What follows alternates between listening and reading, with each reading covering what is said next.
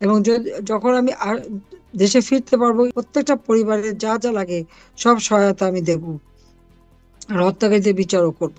আপনারা জানেন কিছুদিন আগে ইউনাইটেড নেশনসের যে হিউম্যান রাইটস অফিসের যে রিপোর্ট হয়েছে তাতে স্পষ্ট কী ধরনের ক্রাইম উনি করেছেন।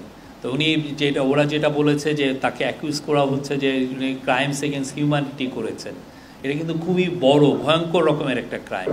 আপনি মানবতার বিরুদ্ধে আপনি ক্রাইম করেছেন।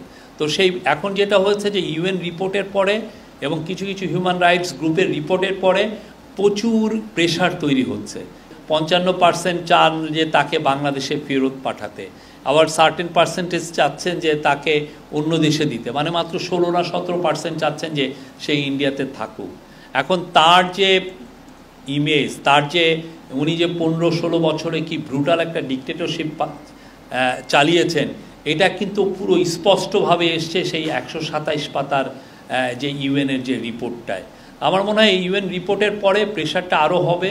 আমরা তো আমাদের মতো এক্সট্রাডিশন চেয়ে তার ইন্ডিয়াকে জানিয়েছি।